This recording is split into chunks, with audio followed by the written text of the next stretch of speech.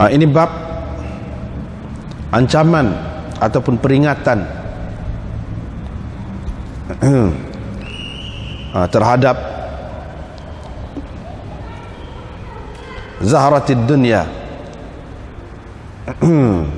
perhiasan kehidupan dunia, perhiasan dunia, wat tanafus fiha, dan bab tentang peringatan ataupun ancaman berlomba-lomba untuk mendapatkan dunia.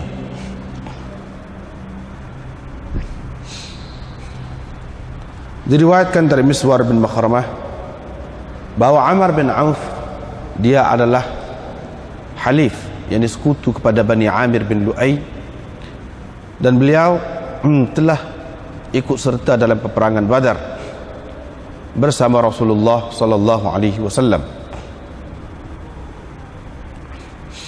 Beliau menceritakan bahawa Rasulullah sallallahu alaihi wasallam telah mengutuskan Abu Ubaidah bin Al-Jarrah ke Bahrain untuk membawa pulang jizyahnya. Rasulullah sallallahu alaihi wasallam telah menerima perdamaian ahli Bahrain, penduduk Bahrain, dan telah melantik Ala bin Al-Hadrami untuk menjadi penguasa mereka.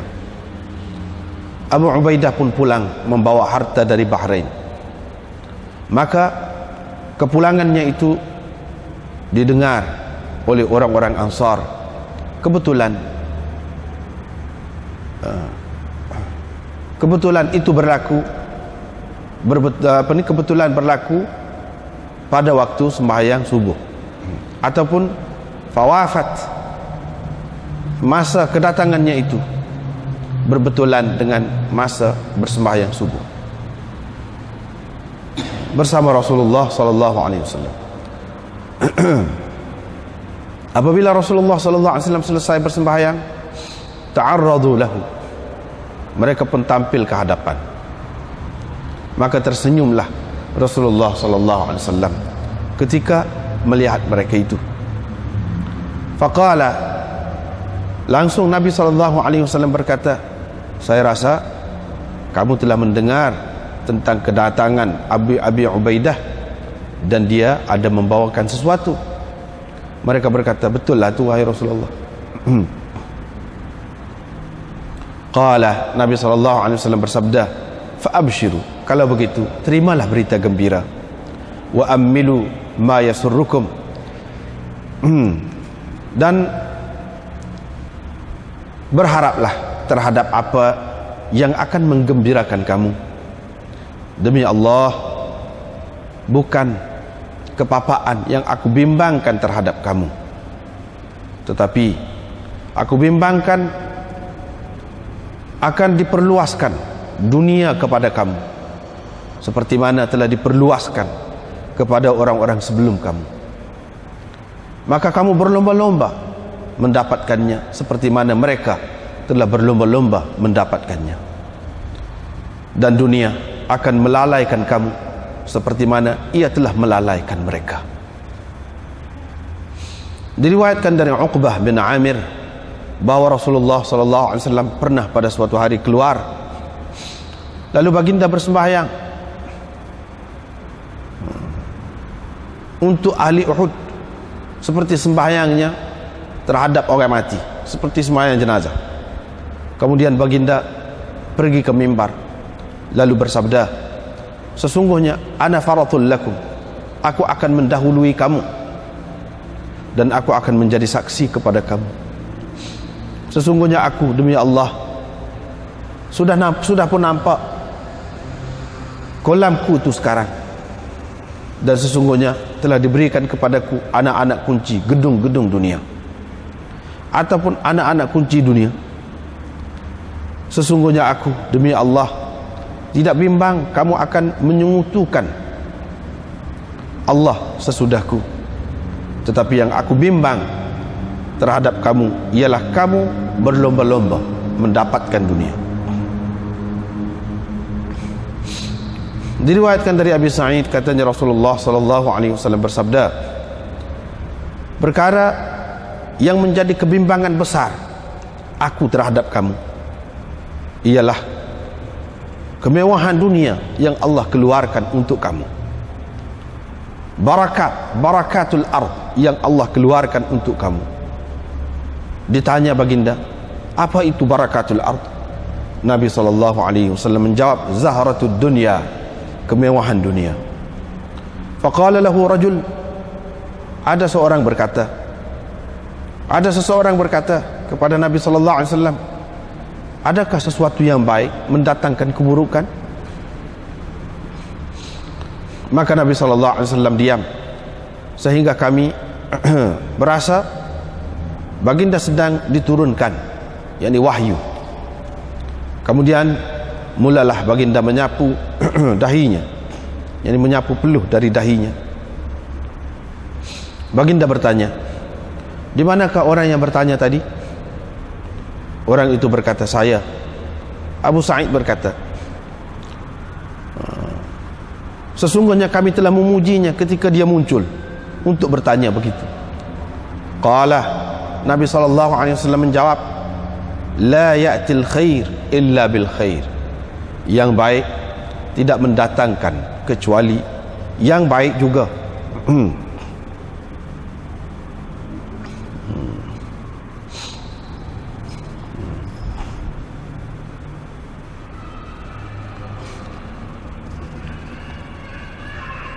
Sesungguhnya harta benda ini, harta benda dunia ini hijau lagi manis, dan sesungguhnya apa-apa yang ditumbuhkan, apa-apa yang tumbuh pada waktu musim bunga, yaqtulu habatan, boleh membunuh kerana kembung perut,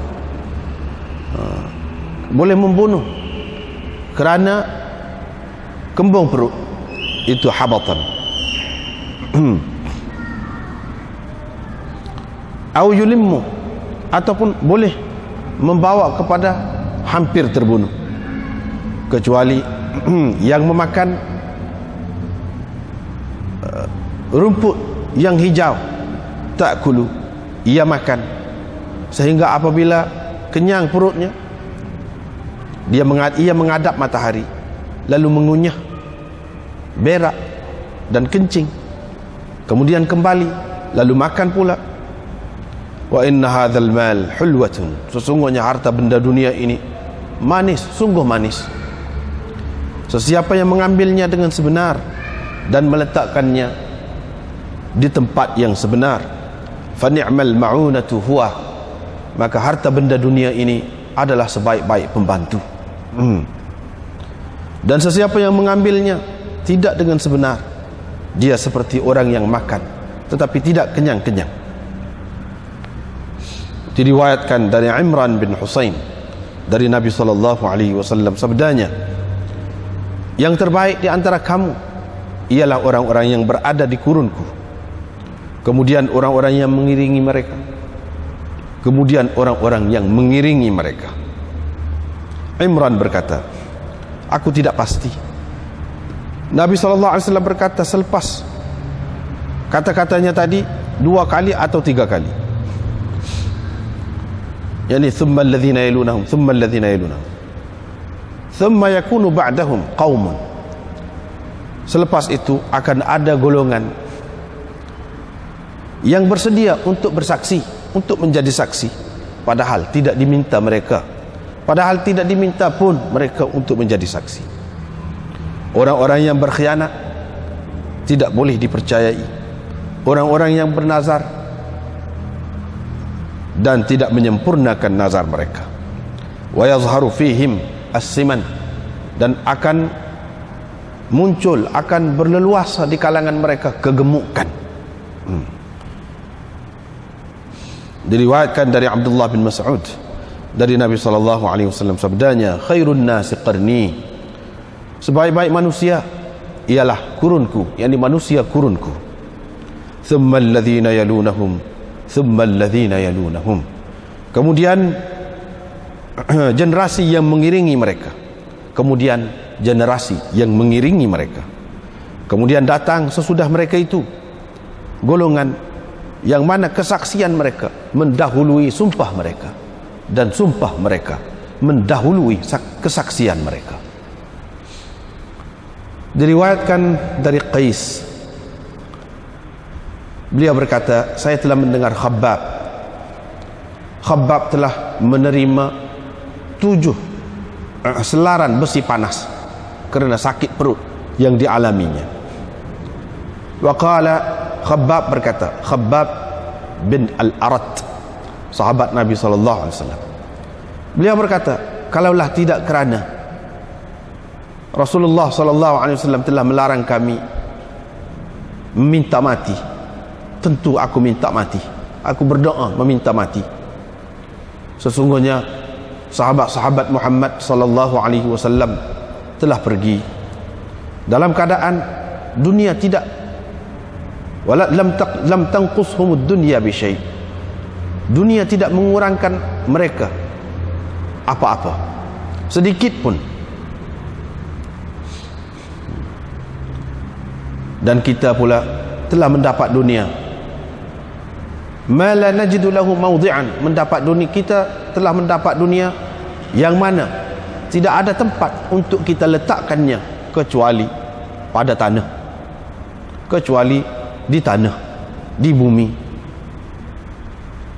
Diriwayatkan dari Qais bin Abi Hazim, beliau berkata, saya pergi kepada Khabbab yang sedang membina haitan, rumah, dinding rumah. Faqalah, dia pun berkata, sesungguhnya sahabat-sahabat kami telah berlalu dalam keadaan dunia tidak mengurangkan apa-apa pahala mereka, tetapi kita pula sesudah mereka telah mendapat sesuatu yang tidak ada tempat untuk kita letakkan kecuali di tanah. Diriwayatkan dari Khabbab lagi, katanya, hajarna, kami telah berhijrah bersama Rasulullah SAW. Seterusnya hadis buat adilah juga. Bab firman Allah, wahai manusia, sesungguhnya janji Allah adalah benar. Oleh itu, jangan sekali-kali kamu diperdayakan oleh kehidupan dunia, hingga kepada firman-Nya, min ashabis sa'ir, mereka adalah penghuni-penghuni neraka. Qala Abu Abdullah yakni Imam Bukhari berkata, as-sa'ir jamaknya ialah su'ur, iaitu julangan api. Su'ur makna julangan api neraka. Mujahid berkata al-gharur, gharur maknanya asy-syaitan, yang memperdayakan. Dengan sanadnya Imam Bukhari beriwayatkan dari Mu'adz bin Abdurrahman bahawa anak kepada Aban menceritakan kepadanya, katanya, aku membawa kepada Uthman air untuk dia bersuci. Ketika itu dia sedang duduk di tempat duduk, alal maqa'id, di tempat duduk. Maka dia pun mengambil air sembahyang dengan seelok-eloknya, dengan memperelokkan wuduknya itu. Kemudian dia berkata, saya telah melihat Nabi SAW berwuduk ketika baginda berada di sini, di tempat ini. Baginda berwuduk dengan sebaik-baiknya, kemudian bersabda, sesiapa yang berwuduk seperti wuduk ini. Kemudian dia pergi ke masjid lalu bersembahyang 2 rakaat, kemudian duduk, nescaya diampunkan baginya dosanya yang terdahulu. Perawi berkata, dan Nabi SAW bersabda, la taghtarru, jangan kamu terpedaya. Qala Abu Abdullah berkata, anak kepada Aban itu namanya Humran bin Aban. Babu dhahabis salihin, ini bab kepergian orang-orang saleh, orang-orang baik. Dengan sanadnya Imam Bukhari meriwayatkan dari Mirdas al-Aslami, katanya Nabi SAW bersabda, orang-orang yang baik pergi al-awwal fal-awwal, satu demi satu generasi, wa tabqa hufalah, tinggallah hampas atau sampah seperti hampas bali ataupun buah tamar. La yubalihimullahu balah, mereka langsung tidak dipedulikan oleh Allah. Mereka ini tidak dihiraukan, tidak dipedulikan Allah. Sekali. Ini kita masih lagi dalam bab kitabur riqaq ni, kitabur riqaq. Ini masih lagi berkenaan dengan dunia ni, peringatan tentang dunia, perhiasan dunia, kemewahan dunia, kesenangan dunia. Ma yuhadzar mana ancaman, peringatan yang kuat. Takut-takut kita terpedaya dengan zahratid dunia. Zahrah makna bunga, bunga dunia. Bunga cukup menarik, cukup menarik. Okey. Wat tanafus fiha, ini bab ancaman juga ataupun peringatan.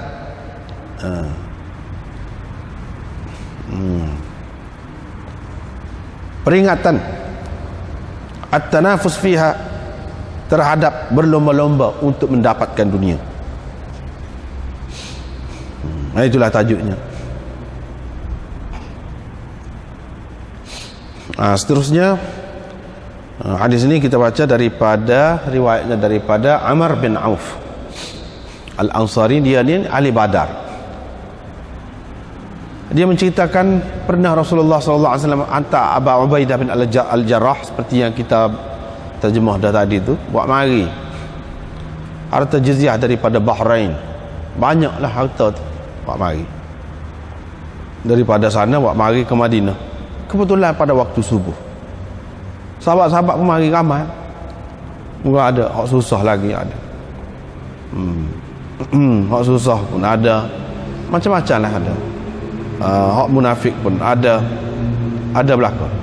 Mari. Bila Nabi sallallahu alaihi wasallam selesai sembahyang, pakak pergi menghadap Nabi sallallahu alaihi wasallam. Nabi tengok pun senyum saja, dia faedah. Mari ni buat apa? Bila tengok mereka itu, Nabi sallallahu alaihi wasallam senyum.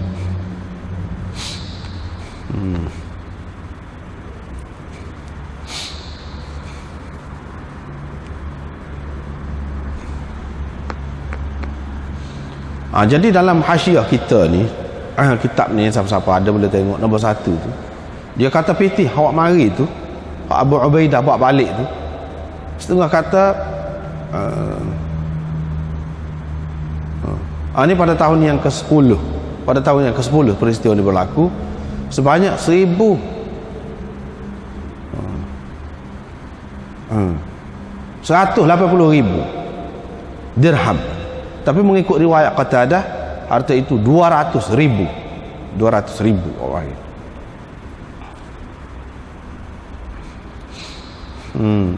Ibnu Habib berkata, inilah harta yang paling banyak dibawakan kepada Rasulullah sallallahu alaihi wasallam. Bila mari itu, Qatadah berkata dalam riwayat yang lain disebutkan wasabba ala hasir wa farraqahu wa ma harama minhu sa'ilan. Nabi sallallahu alaihi wasallam pun cuah di atas tikar, dan dia bagi, tidak ada siapa pun yang tak menerima. Semua mana ada bagi. Gitulah ceritanya. Ini dalam hasyiah dia ada sebut gitu.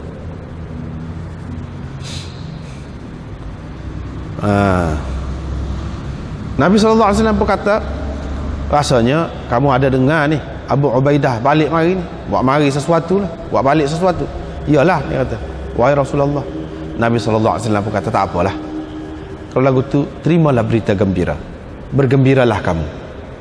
Maknanya kamu nak ada, memang ada. Wa amilu ma yasurrukum, dan berharaplah terhadap apa yang akan menggembirakan kamu. Maknanya kamu boleh menaruh harapan, tak apa.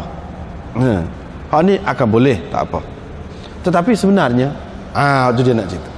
Sebenarnya demi Allah, hak sungguh. Kalaulah kamu ni mari nak ambil pitih ni kerana sesak kau gapo kau, hak sebenarnya demi Allah, bukan sesak tu yang aku bimbang terhadap kamu. Sesak aku tak usih. Sesat. Tetapi hak aku bimbangnya, yaitu dunia diperluaskan kepada kamu, yang dibuka dunia kepada kamu, yang diberi kekayaan kepada kamu, kekayaan dunia kepada kamu, seperti mana diberikan kepada orang sebelum kamu, maka kamu berlomba-lomba. Itu sifat manusia lah, sifat manusia. Apabila nampak hak sedap sana ni, hak sedap, hak menarik, hak suka, maka akan berlomba-lomba. Apabila berlomba-lomba, lupalah akan tanggungjawab yang sebenarnya. Lupalah tanggungjawab yang sebenarnya mari ke dunia ni. Sebagaimana orang-orang dulu pun sudah terbiasa manusia dah berebut. Pasal apa berebut? Pasal hak dunia ni sedikit. Hak dunia ni sedikit. Kalau akhirat tak ada berebut dah. Dalam syurga tidak ada berebut. Wa tulhikum, dan akan melalaikan kamu seperti mana harta benda dunia ini telah melalaikan orang-orang dahulu. Serupa aja, serupa. Cuma bentuk saja lain. Hakikatnya serupa aja. Iaitu tipu daya dunia ataupun godaan dunia. Serupa bila-bila masa, zaman dulu sampai ke kiamat, serupa aja. Hak tu aku tidak bimbang. Demi Allah tak bimbang. Hak sesak tu tak bimbang. Ini menunjukkan, hadis ini menunjukkan bahawa fitnah kekayaan lebih besar lagi. Ujian kekayaan itu lebih sukar lagi untuk dihadapi oleh manusia berbanding ujian dalam bentuk kesusahan. Sebab itulah dalam Quran pun Allah SWT ada sebut, wa nabluukum bisyarri wal khairi fitnah. Kami akan menguji kamu dengan yang tak baik, yang tak sedap, dengan keburukan dan al khair. Al khair itu makna kekayaan, kemewahan, kesenangan. Kami akan uji kamu.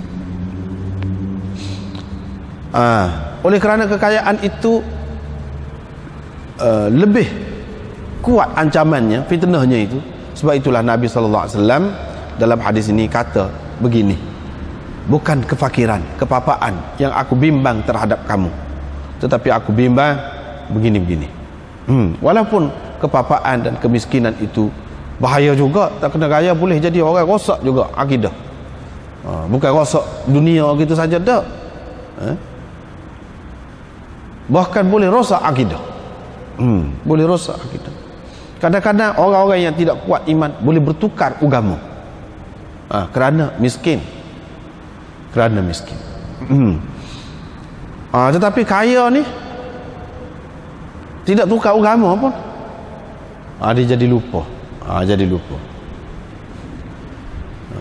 Terutama hak Nabi SAW tidak bimbang kepapaan tu, maknanya dia kira sahabat-sahabat dia ni, hak dia berasa tidak bimbang tu terhadap sahabat-sahabat dia. Sahabat dia ni imannya kuat, kalau apa-apa, kalau sesak tak apa. Maknanya ke mana-mana pun sahabat dia kuat pun, godaan kalau dalam bentuk kemewahan ni boleh jadi tidak berapa sedap lah tu. Ini nak menggambarkan hak kesenangan itu lebih kuat lagi ancaman dia berbanding hak susah, walaupun kita mengambil kira sahabat sekalipun, apatah lagi orang lain. Apatah lagi orang lain.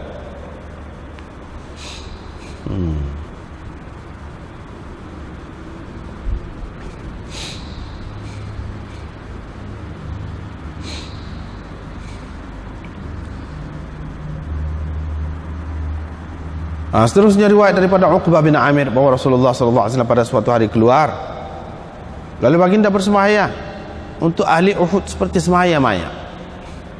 Ini lama ni, kemudian berapa tahun dah ni cerita ni, mati ahli Uhud sembahyang.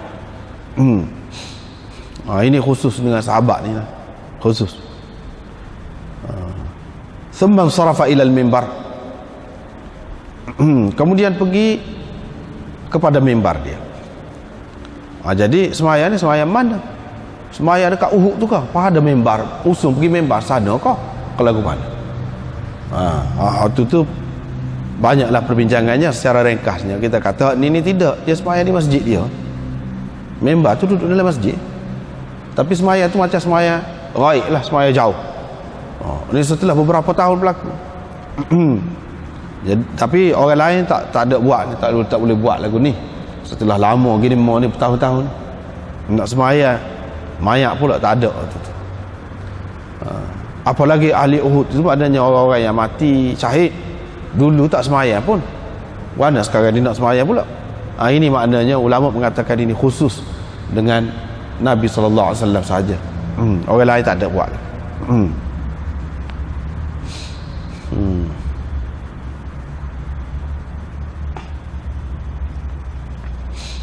Nabi SAW kata, inni faratul lakum, aku akan mendahului kamu. Yang sama-sama pun aku duduk depan. Terutamanya di akhirat besok, pada mahsyar besok, aku akan berada di hadapan kamu dan aku akan menjadi saksi kepada kamu. Tak apalah, terutamanya sini lepas dia sembahyang ni lebih ditujukan kepada ahli Uhud itu hak mati, perang Uhud. Aku akan mendahului kamu, walaupun kamu mati dah, aku tak mati lagi, tapi besok aku berada di hadapan kamu dan aku akan menjadi saksi kepada kamu. Itu kalau kita mengambil kira kaitan sembahyang.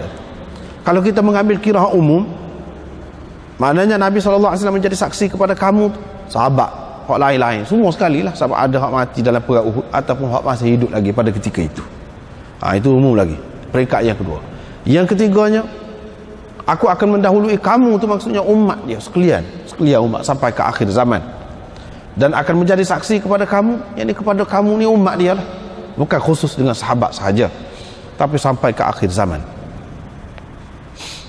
Yakni aku akan mengenali kamu dengan tanda-tanda ataupun dengan alamat-alamat yang khusus yang aku tahu. Tak usah duduk wayak lah, duduk di negeri mana, hujung negeri mana pun, di zaman bila pun, apabila duduk di pada mahsyar tu, aku akan kenal melalui tanda-tanda. Sesungguhnya aku demi Allah sudah nampak haud itu aku sekarang ini. Nampak dah, kata dia, kolam dia tu, kolam Kautsar itu sudah nampak dah sekarang, nampak dah, walaupun tak mati lagi. Ini menunjukkan daripada sinilah ulama-ulama mengatakan bahawa semua benda-benda ini, surga, neraka, kolam Kautsar, gapo ni semua ni ada dah, sudah ada dah. Kalau tidak, nampak macam mana?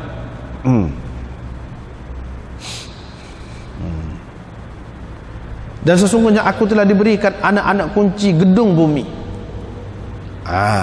Jadi hak ditunjukkan kepada Nabi SAW, terutamanya Nabi SAW apabila dia cerita, dia nampak benda-benda hak pelik-pelik tu. Dalam hadis yang sama tu, hak dia cerita merupakan sesuatu yang tepat akan berlaku. Kalau hak berkait dengan dunia ni macam ni, aku diberikan anak-anak kunci gedung dunia, apa makna? Sudah ada isyarat. Sebab tu sahabat ni dia penuh keyakinan kalau dia pergi perang. Nabi sudah kata dah, aku diberikan anak kunci dunia, gedung dunia. Anak kunci dunia, gedung dunia ni maknanya aku diberikan kekuasaan, kemampuan untuk menguasai dunia. Sebab yang menguasai dunia ni pada kerajaan yang memerintah, barulah yang menguasai gedung-gedung kekayaan dia tu, barulah boleh menguasai minyak, boleh menguasai gas, boleh menguasai sumber-sumber alam yang lain lagi.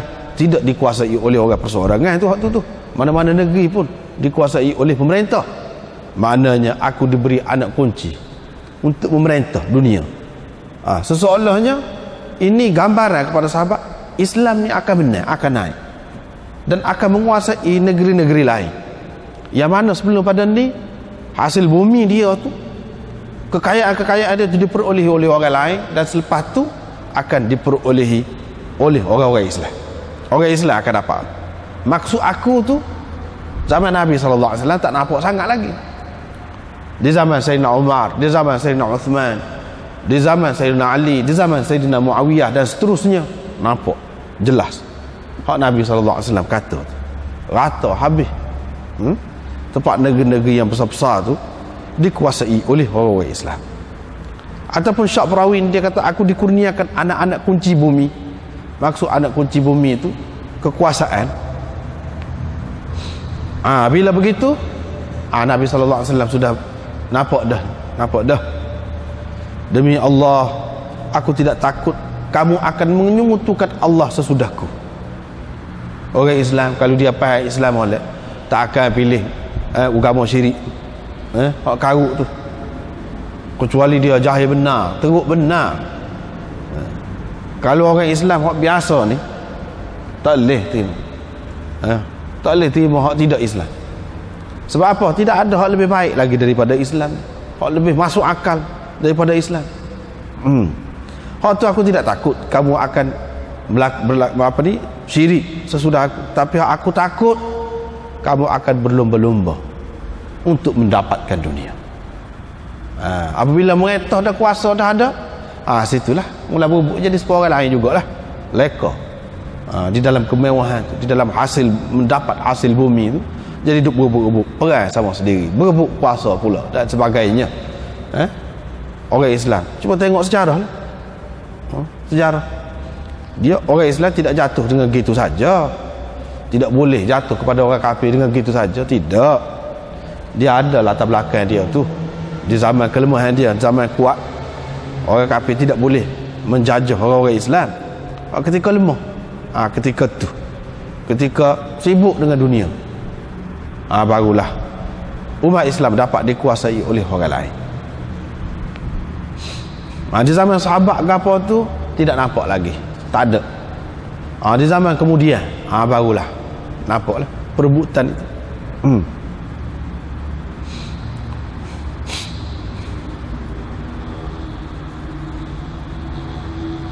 Belum terutama pada masa tu masih lagi sistem perhambaan yang ada. Buat bangunan besar-besar, lepas tu ramai pula ada hamba sahayanya, mewah, hidup dalam keadaan mewah, poya-poya. Pemerintah orang-orang besar dalam negara-negara Islam tu duduk mewah dalam keadaan tu, tenggelam dalam hal tu, maka boleh kepada orang kafir. Ketika mula-mula tu maju orang Islam, orang kafir tu pergi belajar dengan orang Islam juga. Seperti sekarang ni kita pergi belajar di negeri dia. Dulu orang kafir tu pergi belajar di mana, di Spanyol. Orang Islam mereka di Baghdad, pergi belajar sana, pergi belajar di Mesir, pergi belajar atau di Syria, pusat-pusat ilmu pada masa tu. Bila dia pergi belajar buat kelik, baru boleh ilmu ni sungguh. Orang Islam duduk leka. Upah pakai upah orang kaji belakang apa pada tu. Orang dia duduk buat kajian lama-lama boleh ke dia. Orang kita dah ketinggalan, tak ada dah semangat mengkaji, semangat menyelidik tu tak ada dah. Hak adanya berebut dunia saja. Maka pada ketika itu naiklah tamadun baru. Gitulah dunia. Umat Islam pun kalau dia tinggal, hak dia ketinggalan juga.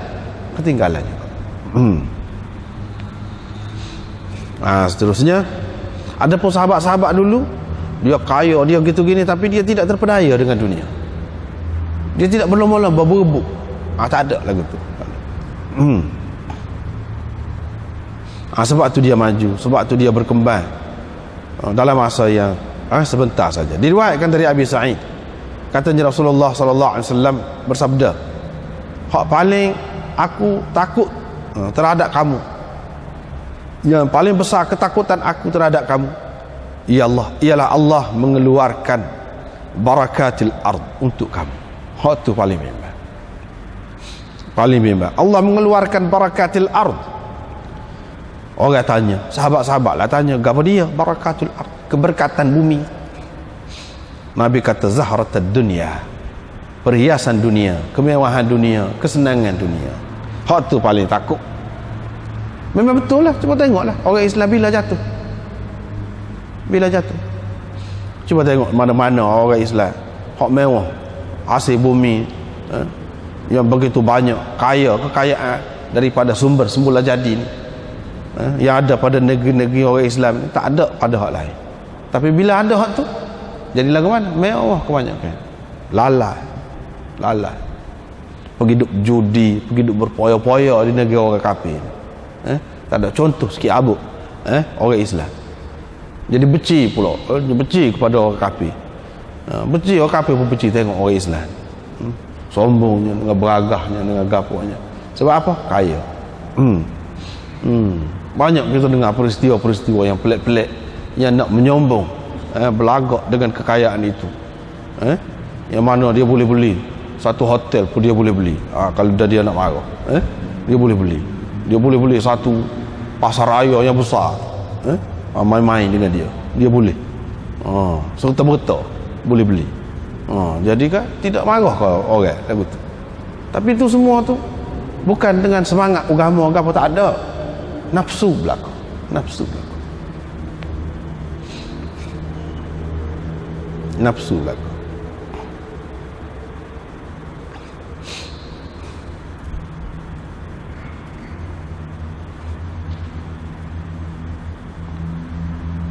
Itulah duduk mewah jangan kira lah. Semua mewah. Istana mewah, kapal mewah, semua mewah. Orang Islam ada tenggelam dalam itu. Tenggelam dalam itu. Hak tu hak Nabi SAW takut.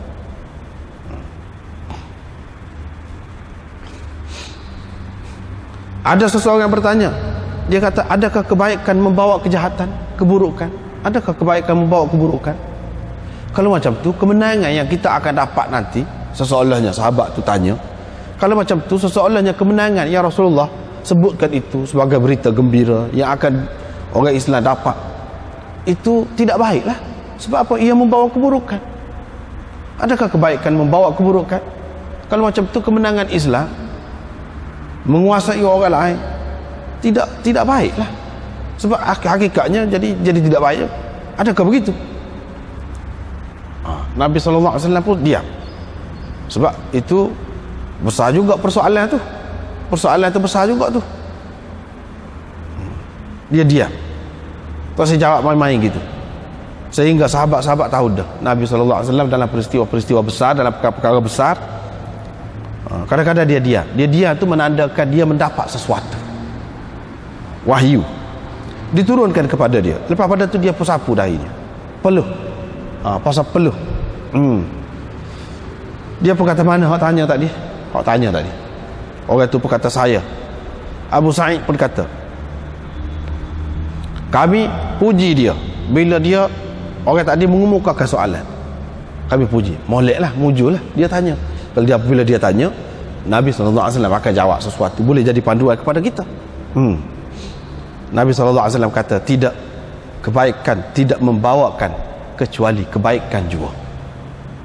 Kalau hak baik sebenarnya, dia akan mendatangkan baik. Hak tidak baik tu dia ada, hak tidak baik lah tu, unsur tidak baik lah tu, hak tu jadi tak baik tu. Kalau kebaikan sebenar, ikhlas sungguh gapa-gapa, dia akan membawa hasil yang baik. Tetapi apabila hak kemudian tu tidak ikhlas dengan maksud dunia, tu hak tidak baik. Bukan makna kemenangan kita, kemenangan Islam ni tidak baik. Tidak baik tu apabila orang Islam ni perang dengan maksud nak dunia. Tapi kalau selagi perang ni supaya hak Nabi SAW ajar dengan maksud hak utamanya nak menyebarkan Islam, hak tu tetap baik. Tetap baik. Tak ada hak tidak baik. Kalau dia merintah pun dalam keadaan dia sedar ni tanggungjawab dia, dia akan merintah dengan baik. Tidak ada hak tidak baik. Walaupun apa pun merintah dunia pun tidak ada hak tidak baik. Tidak baik ni kalau dia ada, puncak dia tu tidak baik.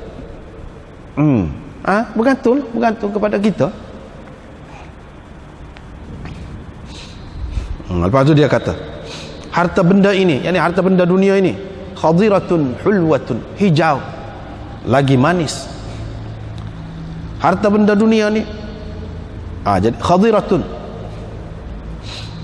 Jadi setengah ulama dia kata khadiratun tu jadi khabar kepada inna. Kalau nak kiranya mal itu, kalau nak kira dari segi nahwu lah, mal itu dia muzakkar, sepatutnya dia kata khadirun hulwun sahaja. Ni apa dia kata khadiratun dalam bentuk muannas, zahirnya muannas. Jadi jawab dia, tak di sini bukan untuk muannas, tapi tak di sini tak lil mubalaghah. Sebab itu kita terjemah tadi, salah satu terjemahnya, harta benda dunia ini sungguh hijau, sungguh menawan, menarik dan manis, sungguh manis. Sungguh, ada makna sungguh. Manis sungguh, menarik sungguh. Bukan main-main, bukan sikit-sikit dah. Sungguh-sungguh. Itu makna tak tu. Seperti kita kata allamah. Allamah. Allamah. Maknanya itu sifat kepada orang lelaki. Tetapi ada tamarbutah. Tak tu bukan menunjukkan muannas, tak lil mubalaghah. Maknanya orang yang sangat alim. Allamah, sungguh alim. Tak tu. Supa juga di sini. Tapi setengah ulama mengatakan tidak gitu. Dia kata ni ada hazaf mudhaf gapo semua tu. Tak apalah tu. Di luar ni pun, dalam hasyiah ni pun dia ada bincang juga, dalam hasyiah ni banyak perbincangan tu. Tapi maksudnya lebih kurang tadilah. Segala apa yang ditumbuhkan oleh musim bunga, yakni yang tumbuh pada waktu musim bunga, itu bahaya. Memanglah musim bunga cerah. Terutamanya kalau negeri-negeri yang ada 4 musim lah. Lebih ketara lagi lah musim bunga tu kat comelnya dengan daun-daunnya cukup penuh. Lepas tu bunga-bunganya tubik, comel, menarik. Begitu juga rumput-rumput pun segar pada ketika tu.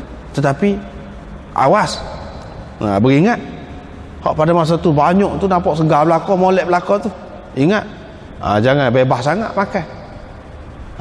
Contohnya perbandingannya binatang. Nabi SAW buat binatang. Dari segi nafsu ni kita manusia serupa binatang. Padahal buat bandingan dengan binatang. Dari segi nafsu. Binatang ada 2 macam. Dia nak cerita sini. Ada binatang yang terpengaruh dengan kehijauan itu, yang memukau, yang begitu menarik, lalu pergi makan. Makan. Tengok sana, sedap juga nampak. Makan. Tengok sana, sedap juga makan. Tengok sana, sedap juga makan. Makan semacam. Makan, akhir sekali kemur perut, pecah perut. Ataupun jadi sakit perut. Mati gitu. Tak ada lama. Itu pasal dunia. Jangan buat sedap ikut selera. Ikut selera. Sedap. Biryani semacam. Air tu tak cukup. Air. Pagi lagi air teh. Teh tarik. Tengah hari lagi teh tarik. Petang lagi teh tarik. Malam lagi. Waktu pengak kau ni. Tak lama buat lagu tu. Tak ada lama. Tak ada lah hak sedap, hak manis. Tak ada lah hak hijau ke apa, tak ada lah. Dah sakit. Itu dunia. Gapa-gapa pun kalau lebih dia tak lagi dunia ni. Tak lagi. Itu kalau dari segi hak makanan, dari segi hak zahir gini. Kalau dari segi hak lain-lain pun begitu juga. Begitu juga. Nak seronok sangat. Seronok sangat. Pergi tempat pelacuran, tak ada lama. Lepas pada tu kat kena lah. Ni lah maksud Nabi SAW. Kalau nak kira dari segi nafsu, memang lagu tu nak. Kecuali orang yang makan hak hijab, mana dia pilih-pilih. Dia tahu hak ni boleh makan. Binatang pun ada juga cerdik. Dia tahu hak ni sakit perut kalau makan, dia tak makan, dia hidu dulu. Dia tengok nak sabar ke tidak, sesuai ke tidak. Begitulah juga manusia pun. Binatang lagu tu juga. Nabi SAW kata hak makan, dia makan apabila kenyang perut, dia pergi rehat menghadap matahari. Di lembu ke kambing ke apa ke, ikutlah menghadap matahari. Lepas tu dia duk kunyah lah. Ada dalam perut dia duk tubik, kunyah hak tu biar hadan biar molek. Wasalit, lepas tu berak. Mana ada peluang lah, berak kencing biasalah. Lepas tu balik makan pula. Apa tu rehat pula. Lagu tu bagus. Tak apalah tu. Tak mati mangat. Ada pun hak yang pertama tadi, hak gelojoh tu. Tu tak ada lama. Dunia ni kalau terlajak nak kejar sangat, akhir sekali kita tak ada. Kalau kita pergi dengan tenang, kita boleh lama. Tapi kalau kita pergi dengan gelojoh, tak lagi lama. Gapo-gapo pun. Itu sifat dunia. Kemudian dia kembali makan. Sesungguhnya harta benda dunia ini sungguh manis. Sesiapa yang mengambilnya dengan sebenar, dengan cara yang betul. Satu, ambil tu, dapat tu dengan cara yang betul. Ni prinsip Islam ni dari segi ekonomi. Dari segi ekonomi. Lepas tu guna pula pada tempat yang betul. Itulah dua masalah besar tu. Punca tu setengah sistem ekonomi tak cara, ikutlah. Kamu jadi pelacur puasa boleh piti banyak. Lepas tu kita benda lah hidup kita kemudian. Boleh jadi pelacur, macam-macam orang, pendapat orang. Kita buka lah tempat arak ke apa ke, ikut lah. Tak cara punca tu asal boleh piti. Kalau lagu tu merapok boleh kata kita boleh merapok asal boleh piti. Biar tak betul pun. Maknanya maknanya dia tak fikir dari segi sumber tu, punca tu. Itu yang pertama. Yang kedua, nak guna tu nak guna mana? Tu masalah besar juga tu. Mana hak tidak Islam ni tak apa lah ikut nak guna. Nak guna untuk apa? Dah hak kita. Ikut kita. Lepas tu tak ada dah masalah zakat, masalah tak ada fikir dah. Hak kita, ikut suka kita. Kita nak buat apa? Tak ada halangan apa dah. Tak boleh lagu tu. Mana sesiapa yang mengambil harta benda dunia ni dengan sebenar dan meletakkannya pada tempat yang sebenarnya, yakni membelanjakannya di tempat yang sewajarnya, fa ni'mal ma'unatu huwa. Maka sebaik-baik pembantu dalam dunia ini ialah harta itu. Harta itulah hak sebaik-baik pembantu kepada kita dalam dunia. Ini menunjukkan Islam tidak menentang kekayaan itu. Walaupun ni kita duduk bincang ni dalam kitabur riqaq ni, nak jadi zahid ni. Nak jadi zahid tasawuf ni. Tetapi Nabi SAW kata harta ni kalau ambil molek, guna molek, itulah sebaik-baik pembantu, penolong kita dalam dunia. Inilah sebaik-baik. Tak ada lebih baik daripada harta. Itu penting tu, harta tu besar. Besar maknanya. Kadang-kadang orang tak ada anak, tak ada gapo, tapi dia ada pitih, dia boleh upah orang jaga dia. Ayah dia, mak dia kalau sakit boleh, pasal ada pitih. Sakit tak boleh berubat, tak ada doktor dalam Malaysia. Dalam negeri sendiri misalnya kita boleh pergi ke lain, keluar negeri boleh, pasal ada pitih. Hak orang lain tak boleh buat, kita boleh buat pasal ada pitih. Sebaik-baik pembantu adalah harta itu. Tapi kalau sekiranya dengan cara yang betul lah, dengan cara yang betul.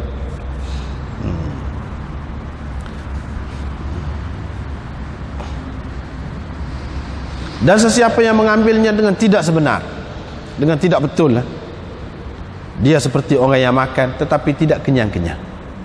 Dia tidak akan ada rasa kepuasan, kelegaan, ketenangan jiwa itu tidak ada. Ini perbandingan orang yang mengambil dengan cara yang tidak sebenar. Sebab itu tak cukup sama, tak cukup sama.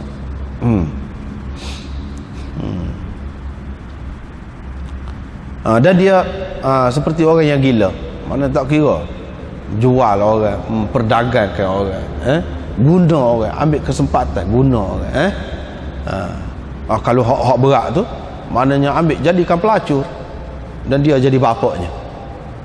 Ambil bukan sekadar hak dalam negeri saja, hak luar negeri ambil, colek orang perempuan, apa buat lari orang.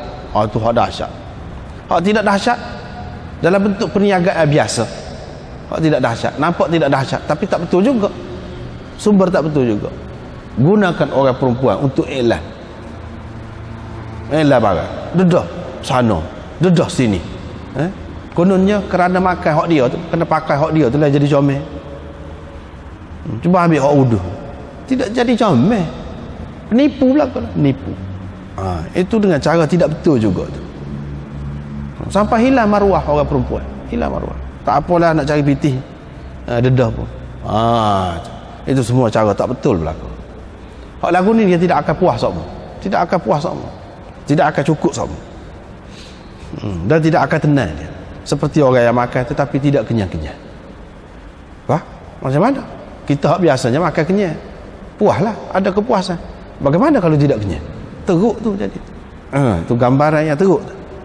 Hakikatnya Walaupun dia makan kenyang, dia makan tu kenyang, tapi hakikatnya macam tu. Seterusnya riwayat daripada Imran bin Husain, Nabi SAW bersabda, sebaik-baik kurun ialah kurunku. Ini dari segi tadilah, dari segi sifat-sifat tadi. Ini cara kepada dunia. Sebab apa kurun dia tu hak baik? Sebab kurun itu tidak mementingkan dunia, tidak berebut-rebut dunia. Mana tahu kedudukan dunia yang sebenar. Lepas tu generasi dia, Nabi SAW dengan sahabat. Nabi SAW dengan sahabat, tu maknanya kurun dia. Kemudian yang mengiringinya, kurun tabi'in. Ramai lagi orang-orang. Pasal apa? Dia terima daripada orang-orang yang baik-baik, sahabat-sahabat sendiri, maka dia pun jadi baik juga. Itu kurun yang kedua. Thumma alladhina yalunahum. Kemudian generasi yang ketiga, yakni tab'id tabi'in. Dia terima daripada anak murid sahabat. Anak murid sahabat ni bukan main dah. Dia pun jadi juruh molek juga. Mana dia faham molek, kenal dunia molek. Sebab kita ni atas tok guru, atas tok guru. Kalau tok guru tu daripada kecil lagi, daripada kecil lagi nak jadi gapo? Nak jadi goni. Si budak tu kata. Sebab apa nak jadi goni? Dia tak ayat budak tak faham satu. Dia ayat nak jadi goni, nak jadi goni. Goni tu gapo? Pitih banyak. Duk tanah hak tu. Maka hak dia nampak siapa besar dia nampak tu. Tidak kata duduk aja nak jadi gapo? Tak apalah nak jadi ahli perniagaan kau Islam. Untuk apa? Untuk ni. Jelas nampak lah. Nak jadi gapo? Nak jadi goni. Untuk apa? Untuk Islam. Ni. Tidak, tak ada sebut tu. Tak ada sebut. Kalau duduk nampak jangan dia. Kalau senang, kalau kaya, boleh buat rumah besar. Ada kereta besar, kereta import. Tu sekadar tu. Lebih kurang orang kafir, serupa dengan orang kafir, tak ada beza. Tidak ada matlamat langsung untuk menegakkan Islam. Kita sebagai gapo sekali. Tak ada. Dah duk ajar lagu tu, masuk lagu tu lah. Ada pihak zaman Nabi, dia sendiri ajar sahabat dia, jangan dunia, beringat dunia. Sahabat pula ajar anak murid dia tabi'in, beringat dunia. Sebab itulah zaman dia ni maju tu Islam. Ketika zaman 2-3 ni dari segi dunia pun maju. Sebab apa? Apabila dia tidak pandai dunia, maka dari segi dunia pun dia maju, dia dapat dunia. Tetapi apabila kita kejar dunia, dunia lari. Sebab itulah dalam hadis yang lain Nabi SAW kata, kalau kamu kejar dunia, dunia akan lari. Tapi kalau kamu lari daripada dunia, dunia akan sujud kepada kamu. Dunia akan sujud kepada kamu. Dunia akan cari kamu. Benda tu payahlah. Kalau kita nak tengok, nampak zaman sahabat dulu, zaman salaf dulu. Waktu lari daripada dunia, dia dapat dunia. Dia dapat kesenangan. Walaupun kata Nabi SAW, sahabat dia lari daripada dunia, tetapi pitih kau banyak, harta kau banyak. Lari daripada dunia. Kita kata lari daripada dunia lah ke mana? Itulah cara Nabi SAW.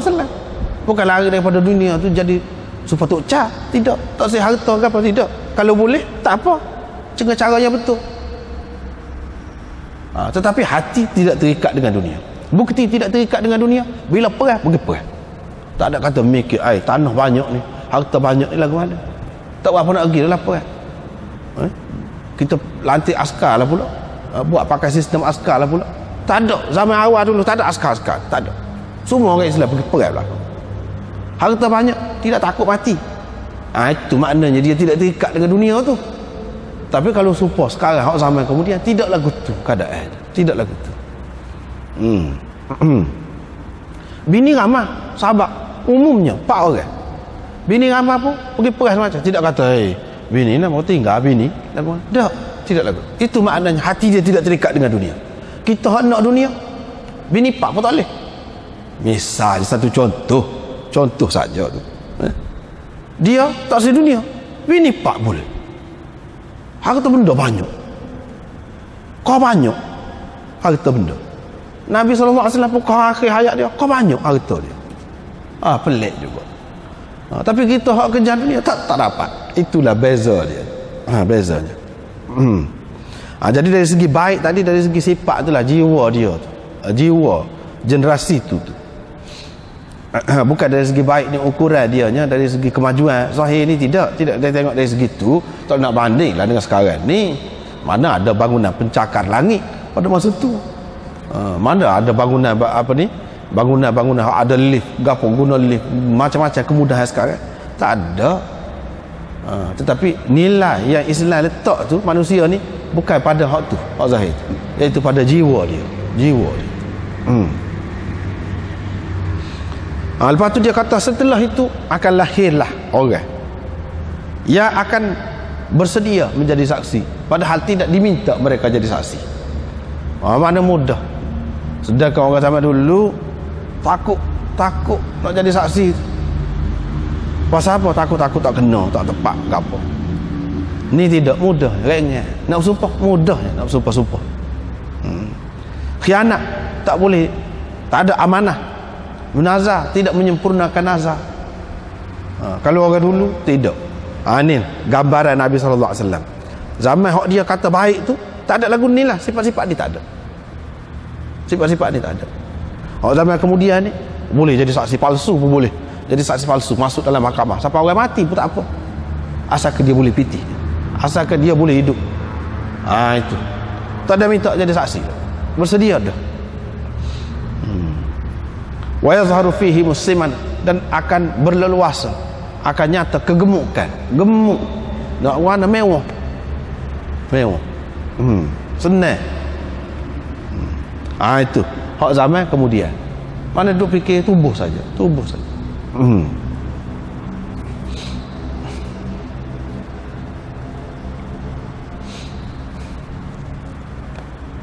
Seterusnya tadi juga riwayat.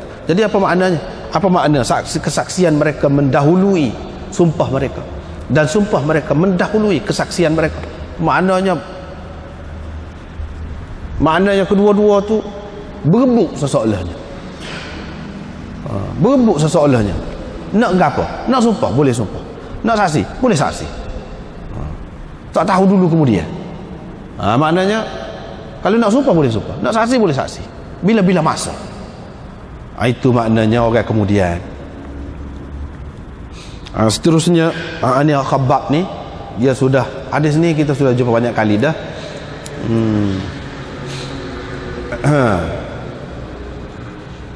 Dia kata sahabat-sahabat Muhammad sudah pergi dah, dunia tidak mengurangkan apa-apa hak mereka.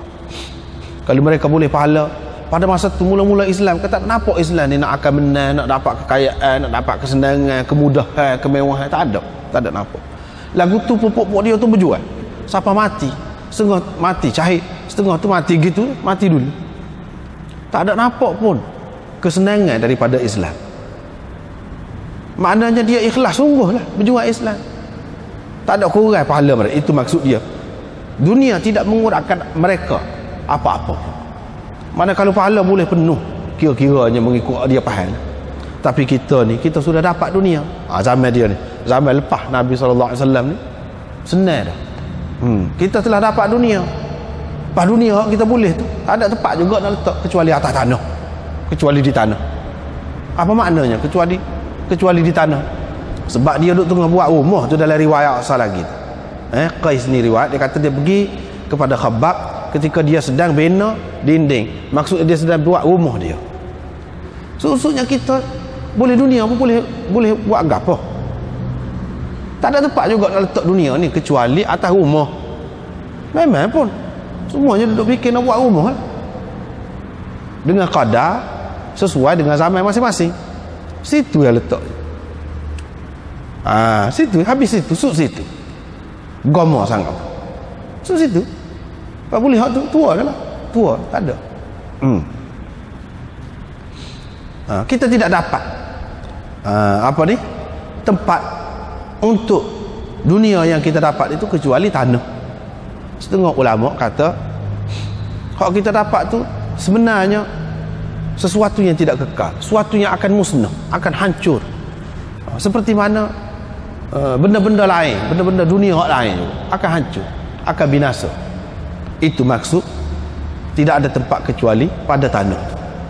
Maknanya sesuatu yang sia-sia belaka yang kita dapat ni. Kalau kita dapat dunia ni pun lagu tu. yang akan binasa, yang akan musnah belaka. Itu yang kedua. Yang ketiga, ada juga yang memberi makna hak kita dapat ni tidak lebih, tidak lain, tidak ada yang kita dapat tempat untuk dia kecuali tanah. Maksudnya tak ada arah nak letak, tak ada arah nak letak, pitih banyak korek tanah, bubuh dalam tanah, susuk dalam tanah. Ada juga yang mengatakan begitu. Tak ada tempat nak letak, nak wayak kaya senangnya. Jadi kalau letak luar ni orang nampak, jadi boleh jadi orang curi. Susuknya bubuh dalam tanah. Bubuh dalam tanah. Orang zaman dulu, cerita orang zaman dulu, dia tidak ada bank, tidak ada gapo. Jadi kalau harta banyak sikit, korek bubuh dalam tanah. Setengah-setengah tu letak atas atap, atas bumbung, orang zaman itu. Gitulah. Jadi duduk sibuk dengan benda-benda tu, sibuk. Apabila banyak harta, nak susuk mana dia pula. Susuk dalam tanah. Susuk sini, duduk sibuk kita. Jadi maknanya boleh jadi keikhlasan kita tu pun kurang dah. Kalau kita Islam pada masa tu berjuang apa, kadang dapat kesenangan. Apabila nak dapat kesenangan tu, nampak dah kalau Islam boleh mudah, kemudahan banyak. Boleh jadi kita ni kurang dah lah pahalanya. Kira-kira. Dia duduk berhibah lah dia, mengenalkan sahabat-sahabat yang telah pergi dulu. Tak ada apa-apa yang mengancam pahala mereka itu. Tetapi orang kemudian ni, nampak tak sedap kita. Begitulah. Itulah maksud khabab ni. Dalam hadis yang kedua dan yang ketiga pun begitu juga. Seterusnya, bab qaulillah ya ayuhan nas inna wa'dallahi haqqun. Sekatulah. Wallah.